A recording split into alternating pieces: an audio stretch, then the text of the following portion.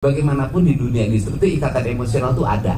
Kalau dia misalnya menjadi manajer personal ya orang kampung A, maka sekampung itu akan dibawa. Saya paham itu.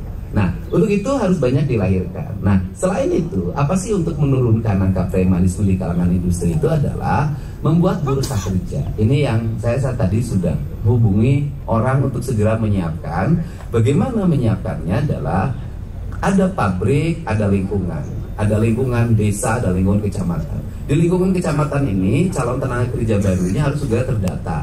Kalau ada lowongan, ini nggak usah rame-rame, teriak kemana-mana. Cukup ini nyari di bursa kerja ini, kualifikasinya, kemudian diundang, dilakukan wawancara, tes, segala macam. Setelah positif banget ya diterima, kemudian suruh nyuruh dibikin persyaratan.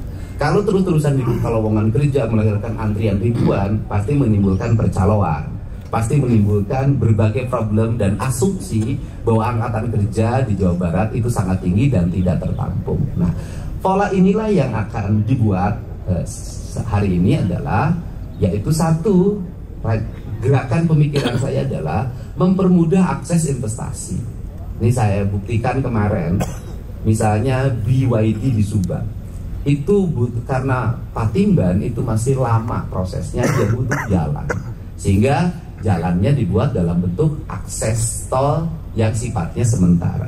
Mungkin dulu bisa diproses dalam waktu lama. Kemarin hanya 10 menit itu keluar izin menterinya dan siap dibangun. Nah, ini kan percepatan. Nah, kemudian yang berikutnya hari ini adalah orang masih ribut di pembebasan tanah. Kenapa pembebasan tanah ribut? Karena percaloan. Nggak tanggung-tanggung itu di Subang itu. 1 meter ada yang nawarin 20 juta per meter. Pengusaha mana yang mau? Nah, ini harus dipermudah dengan membangun akses. Aksesnya bagaimana?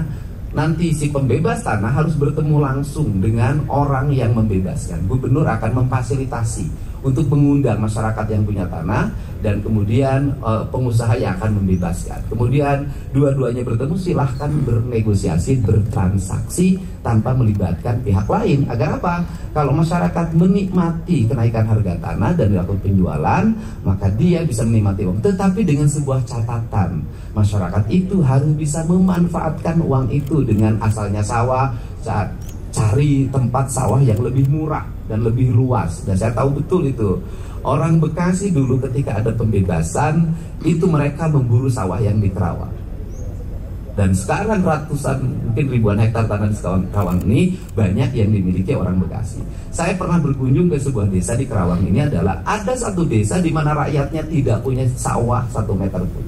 Yang punya sawahnya seluruhnya adalah orang Bekasi ini, Pak. Bapak tahu itu orang Bekasi. Nah, ini fenomena yang harus segera diselesaikan. Sehingga kita, saya ucapkan terima kasih juga pada pimpinan Komisi 1. Kita juga harus mengidentifikasi negara ini nanti harus menurunkan lagi. Sampai apa menurunkan negara? Berpikir si orang yang punya pembebasan tanah ini, punya uang ini, harus punya skema ekonomi yang akan dilakukan. Kalau nggak punya skema ekonomi akan dilakukan, lebaran, beli baju, beli mobil, bangun rumah kos-kosan awalnya, ujungnya anaknya tidak bisa bekerja, mereka akan lahir lagi menjadi kelas miskin baru. Sehingga dalam perspektif ke depan ada pemikiran, kalau ingin ngadopsi Tiongkok adalah tanah itu tidak dibebaskan. Tapi nggak mungkin Indonesia ini. Tetapi tanah itu dihitung sebagai bagian dari investasi.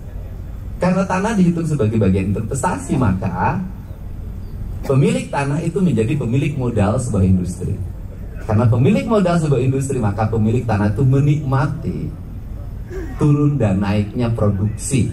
Sehingga bisa puluhan tahun dia menjadi, di dalamnya menjadi bagian dari manajemen, jadi komisaris, jadi CEO kalau memang punya kemampuannya. Ragam sekali sebenarnya. Dan ini bisa melahirkan masyarakat maju, masyarakat menjadi bagian industri. Nah, ini kerangka dasar. Untuk itu saya ucapkan terima kasih. Hari ini kita berkomitmen bersama, tidak boleh ada lagi yang ecek-ecek, remeh-temeh.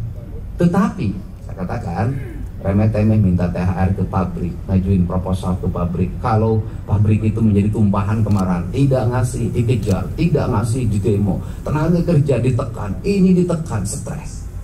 Tetapi pemerintah juga harus arif. Artinya bahwa penduduk setempat, warga setempat harus menjadi bagian prioritas. Bagaimana skemanya? Skemanya adalah keadilan distribusi pembangunan.